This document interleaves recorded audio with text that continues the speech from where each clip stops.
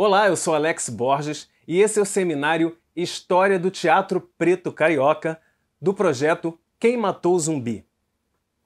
Então, falar de teatro carioca, a gente tem que ir lá para os primórdios, né? Porque aqui no Brasil o teatro começou no Rio de Janeiro, exatamente. Isso lá na época do Império, já estava começando o teatro aqui. Só que a gente está falando especificamente do teatro preto.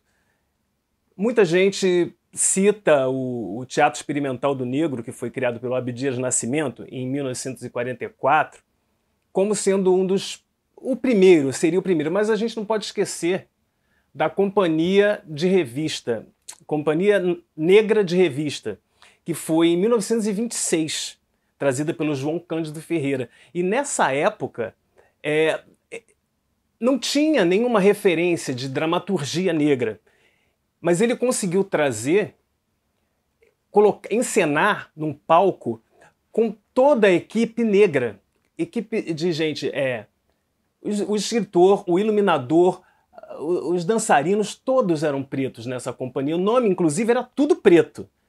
E, para mim, assim, nas pesquisas, eu entendo que esse realmente foi o primeiro momento em que o teatro começou a se desenvolver sem ter um ator branco pintado de preto, como era feito antigamente. Então, a importância dessa companhia negra de revista é fundamental para a gente entender como começou essa história do teatro preto carioca. Obviamente, depois com muito maior, assim, como dizer, com muito maior ativismo, né? Foi o Abdias Nascimento trouxe para a gente o Teatro Experimental do Negro, e a primeira peça que ele trouxe foi do Eugene O'Neill, porque, na verdade, era o Imperador Jones. Essa peça, ela falava dos problemas raciais encontrados e vividos pelo negro no mundo, né? Aqui no Brasil nós não tínhamos uma dramaturgia voltada para isso. Então ele escolheu essa peça, que foi um sucesso muito grande, inclusive a companhia ficou foi de 1944 a 1956, se não me engano, e teve até um período que eles tiveram um programa de televisão. Então, foi um marco para o teatro preto carioca. Sendo que, nos últimos anos, tivemos outras grandes referências do teatro preto que surgiram, né? A Companhia dos Comuns, por exemplo, a Confraria do Impossível. Tem muitos artistas que se voltaram para colocar em prática as vivências que o preto tem, né? Trazendo a cultura, demonstrando os problemas que são enfrentados, de racismo. Então, na verdade, falar de preto é melhor um preto que fale, né? Porque o preto sabe o que ele está falando. Obviamente, ele está sentindo na pele, exatamente na pele, o que representa o racismo, como ele sofre o racismo e como ele pode conviver com aquilo ou fazer com que as pessoas, a sociedade, se torne uma sociedade antirracista. Porque não basta você dizer, eu não sou racista. Você tem que ser antirracista, você tem que ser contra o racismo. E não você vê aquilo ali acontecer e de repente você, não é comigo, não vou me meter. Na verdade, nós, enquanto sociedade, a gente não pode ver a coisa errada e a gente não se meter. A gente não pode fingir que não está vendo. A gente tem que partir para uma solução daquilo através das nossas atitudes, da nossa verbalização, mostrando que aquilo ali não está certo, né? Então, quando a gente coloca o teatro, nós somos pretos e a gente vai colocar uma ideia através de uma história teatral, com certeza ali a gente já está colocando a nossa opinião política, a nossa opinião sobre aquelas injúrias raciais, por exemplo, que podem ser sofridas, e a gente vai exemplificar de uma forma muito genuína, que vai ficar claro para todos como é que o preto se sente quando ele está sendo discriminado, quando ele está sendo ofendido, que na verdade isso é um verdadeiro crime. Então o teatro nos possibilita isso, colocar a nossa voz, colocar para fora o que a gente está sentindo, colocar as nossas opiniões sem medo de ser feliz. Então, hoje, aqui no Rio de Janeiro, nós temos muitos representantes, nós temos inclusive autores atores. Eu posso citar também o Reinaldo Júnior, que está como gestor do Teatro Chica Xavier, o Paulo Rasta, que está coordenando o Teatro Ruth de Souza. Vou citar aqui, não poderia deixar de citar, o Bruno Rodrigues, que é ator, escritor, diretor. Ele é um expoente da cultura preta carioca. E tenho a felicidade de estar trabalhando com ele nesse projeto do Quem Matou Zumbi, que ele está trazendo de uma forma muito especial, voltada para pessoas de várias idades, a importância que foi do nosso Zumbi dos Palmares. A importância que ele teve e de uma forma que a gente não está indo lá atrás para contar história, a gente está indo para o futuro para contar uma história que aconteceu no passado. Isso é mágico, isso é diferente, isso é o que o teatro nos permite. E falando agora um pouco sobre a minha experiência como também uma pessoa de teatro, do teatro carioca, porque também sou daqui, nasci no Rio de Janeiro. Claro que já viajei por aí, mas sempre morei aqui no Rio de Janeiro. E tive uma experiência que começou, eu posso dizer que começou nessa parte de direção, que eu também escrevo, também dirijo, também atuo. Mas eu posso dizer que tudo começou na CUFA, Central Única das Favelas. Devo isso muito ao coordenador na época, que era o Anderson Quack. Ele foi fundamental porque ele acreditou em mim e ele falou assim, que tal... ele chamou uma equipe de coordenadores e falou assim, vamos fazer uma aula para nós mesmos. Não era para chamar alunos, era uma equipe mais ou menos de 10 pessoas, cada um tinha uma função. Então, os 10 coordenadores escolheriam um tema e falariam sobre aquele tema para nós mesmos. Eu acabei optando por ficar com interpretação e atuação. E aquilo me fez desenvolver uma aula que era para durar o dia inteiro. E aquilo mexeu comigo de uma forma, porque eu me empenhei de uma forma muito verdadeira. E quando a gente conseguiu fazer essa apresentação, o grupo tinha pessoas que ficaram muito emocionadas com a aula, com o conhecimento que foi adquirido ali naquele momento, e aquilo me deu uma força para acreditar que eu tinha condições de dirigir. Porque antes eu era ator, eu trabalhava com alguns diretores que eles poucas vezes me diziam o que eu tinha que fazer. Tipo, na hora de interpretar uma frase, se eu tinha que colocar um gestual diferenciado ou uma entonação diferente, eles nunca falavam nada. Aquilo me deixava intrigado. Por que eles não me corrigem? Aí um dia eu perguntei para um diretor meu, ele falou para mim, porque tá ótimo, para que eu vou falar alguma coisa? É assim mesmo. Aí eu fiquei feliz com aquilo, eu tinha essa necessidade de ouvir. Não era uma correção, mas uma comprovação de que tá certo, vai por esse caminho ou não. Mas então, no fundo, eu tinha um instinto que me dizia que era assim que tinha que fazer. E participando desses espetáculos teatrais, que eu participei como ator, quando o diretor me dava essa oportunidade, eu colocava alguma ideia que eu achava que poderia ser interessante para acrescentar na cena, e geralmente as ideias que eu colocava eram aceitas e melhoravam a dramaturgia de alguma forma, o conduzir da história de alguma forma. E aquilo me deixava muito feliz porque eu estava vendo que eu tinha um olhar que combinava com o olhar da direção. Então, depois que eu fiz essa aula lá na CUFA, eu comecei a acreditar que eu tinha potencial para dirigir. E aí chegou a oportunidade. Alex, você quer dirigir? O Quack perguntou, você quer dirigir uma peça? Quero. Então temos uma equipe grande, temos um grupo de alunos grande. Entre esses alunos nós temos atores profissionais e temos pessoas que nunca fizeram teatro, que estão aqui para fazer pela primeira vez. Então eu fiquei assim, o que você quer? Você quer a gente brincava e falava assim, os letrados, que eram os atores já formados, ou os não letrados? Aí eu falei assim, eu quero os letrados. Por quê?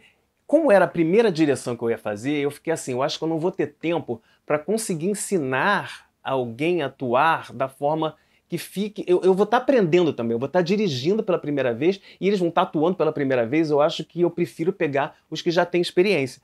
Daí foi assim, isso foi em 2008.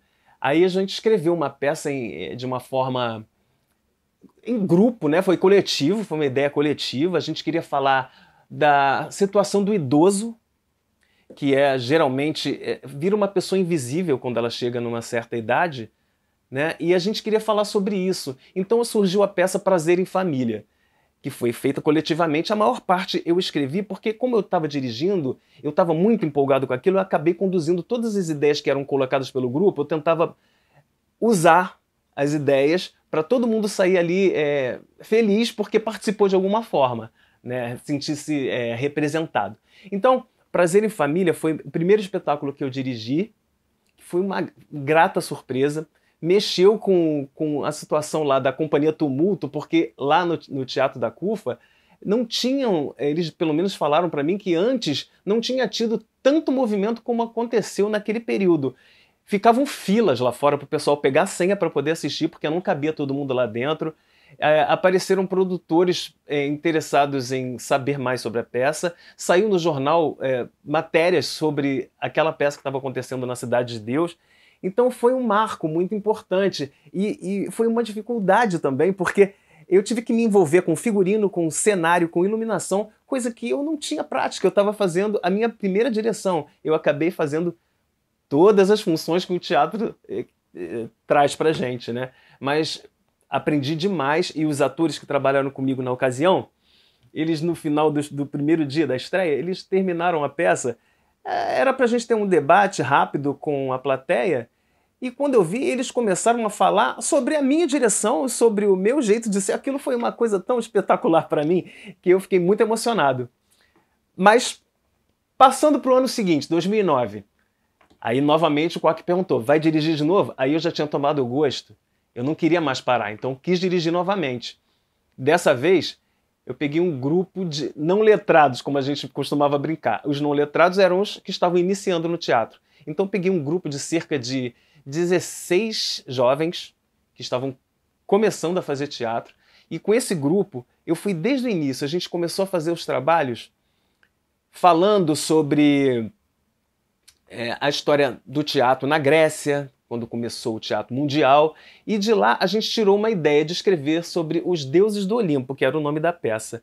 E dali eu escrevi o texto, então além de estar dirigindo pela segunda vez, dessa vez eu fui também o autor. E os alunos que estavam comigo, eles não fizeram apenas presença como atores, eles também ajudaram a fazer figurino, ajudaram a fazer cenário. Então eles aprenderam como se monta um espetáculo teatral desde os primórdios, desde quando a gente estava tendo as ideias iniciais, surgiram os personagens, que a gente colocou os deuses do Olimpo, mitológicos, mas a gente contava com o número de pessoas que tinha no elenco. E tinha pessoas que faziam os personagens humanos e os personagens que eram as divindades gregas.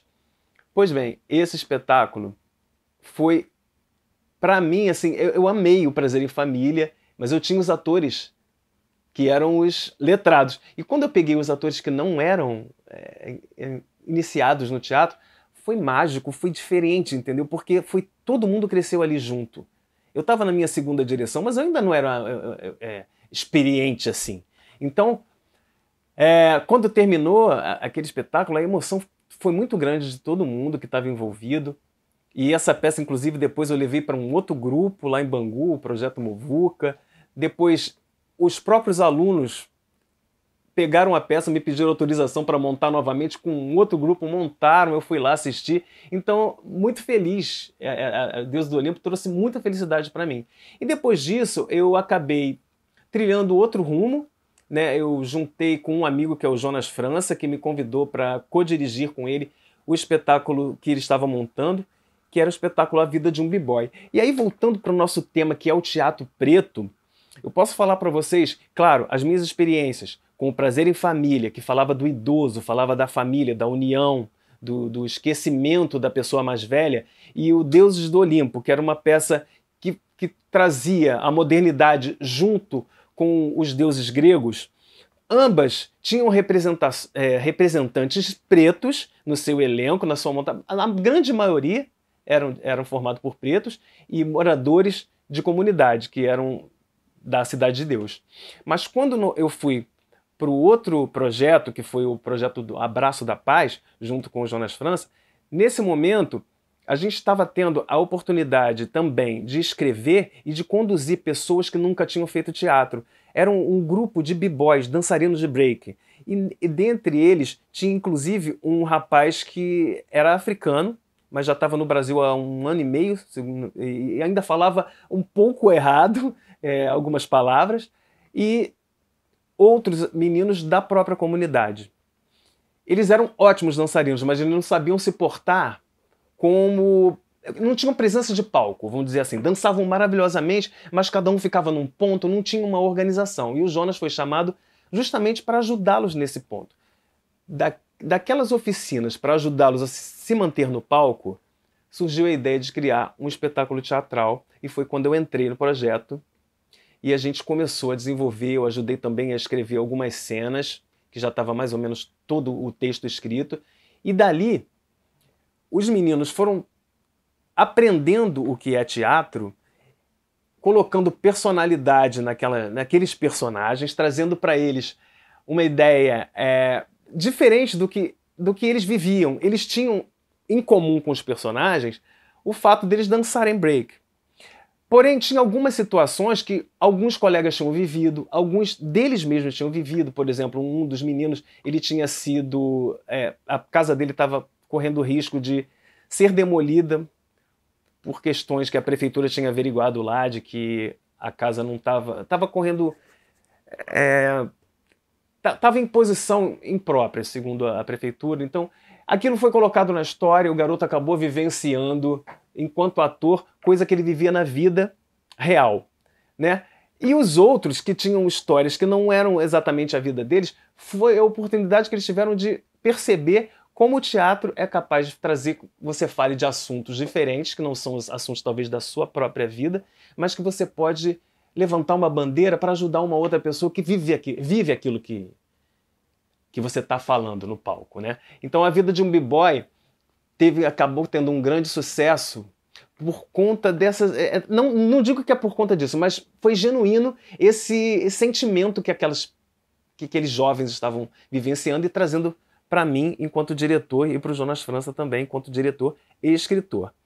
Aí, posteriormente, a gente viu que aquele fato da dança, a dança do break é uma dança preta, né? E a gente percebeu que aquilo tinha um nicho que a gente poderia trilhar por ele mais uma vez. Então, posteriormente, nós escrevemos o Morro da Trincheira. Eu e o Jonas França escrevemos junto o Morro da Trincheira. Nesse ponto, a gente quis falar do funk, a gente quis falar da UPP que estava entrando na comunidade, a gente quis falar do homossexual que vive na favela e que às vezes tem que se esconder.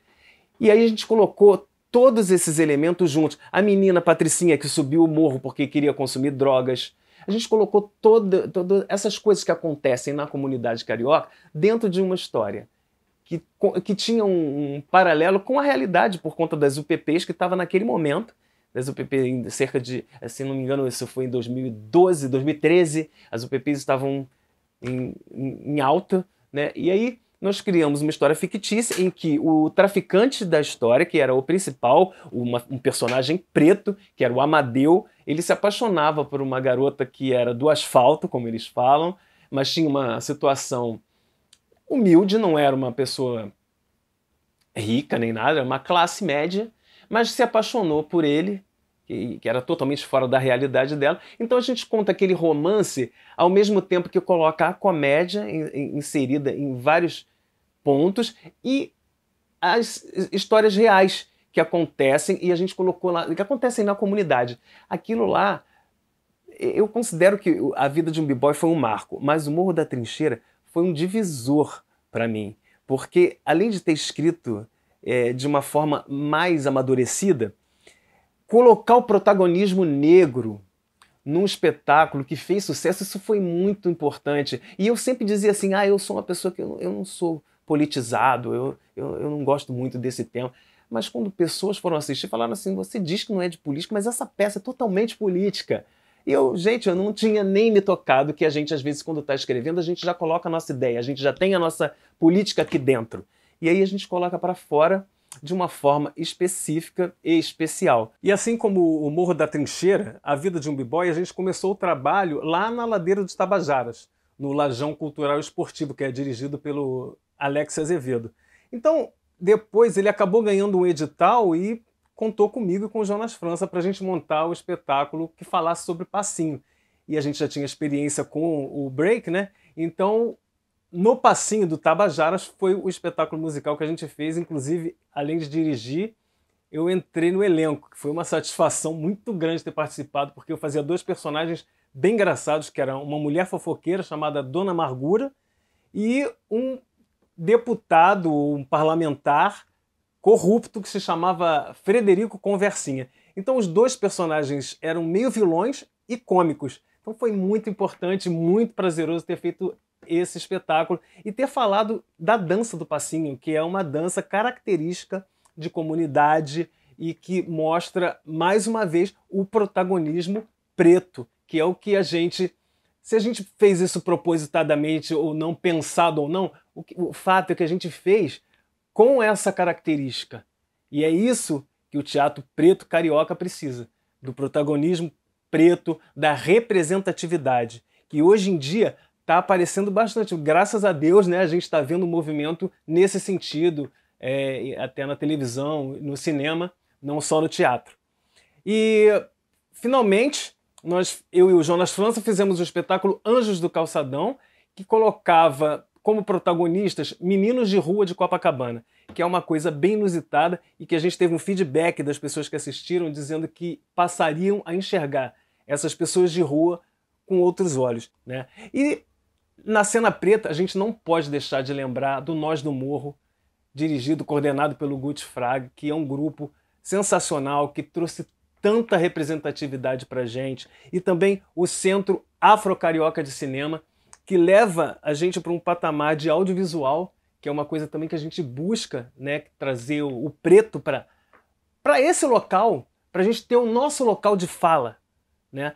E a representatividade, ela marca muito, na minha opinião, algumas pessoas. Por exemplo, quando a gente estava falando aqui sobre a Companhia Negra de revista, quem começou lá foi um garoto de 11 anos que chamava Pequeno Otelo. Com o passar do tempo, ele passou a chamar Grande Otelo. E é uma curiosidade isso, né? Ele ter vindo desde criança já como artista. E também com o Teatro Experimental do Negro, a gente conseguiu trazer muitas personalidades pretas, né? E algumas que eu vou citar aqui são pessoas que marcam a comunidade preta de uma forma muito positiva, por serem pessoas atuantes ou terem sido pessoas atuantes na cultura, que são a dona Ruth de Souza, a dona Léia Garcia, que inclusive foi casada com Abdias Nascimento, né, que foi o idealizador do Teatro Experimental do Negro, e a poetisa e atriz, cantora Elisa Lucinda. São três personalidades exponenciais que não podem deixar de ser citadas. Só uma coisa, gente, a Elisa Lucinda é bem mais nova, ela não veio do Teatro Experimental do Negro, tá? Mas ela é um expoente no que ela se propõe a fazer. As poesias, as canções e etc. E a gente também pode citar aqui o espetáculo Namíbia Não, que andou na boca do povo durante um bom tempo e se solidificou de tal forma que virou até um filme, né? O texto do Namíbia Não é do Aldre Anunciação.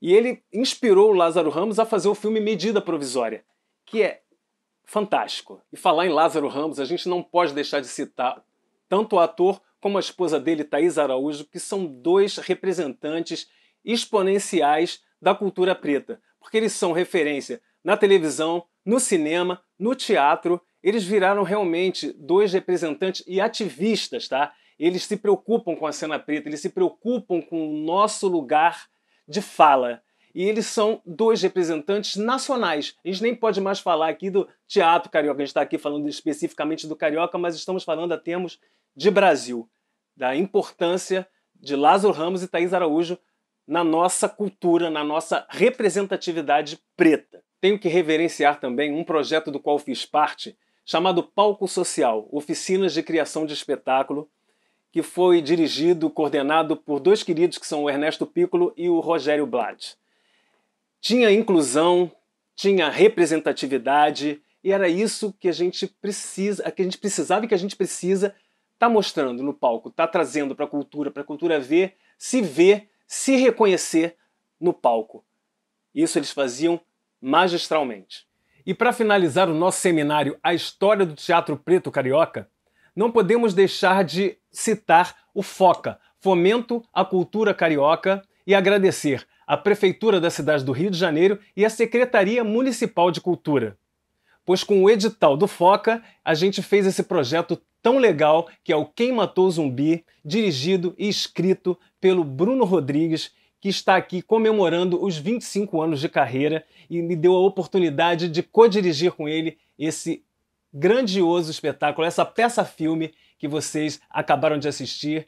E é um prazer muito grande ter feito parte desse projeto, estar fazendo parte desse projeto, pois com ele eu aprendi muito, teve uma troca muito grande entre todos nós da equipe, e isso fez com que a gente mostrasse mais uma vez que a cena preta está viva e que ela não veio para acabar por aqui, ela veio para continuar e para seguir em frente.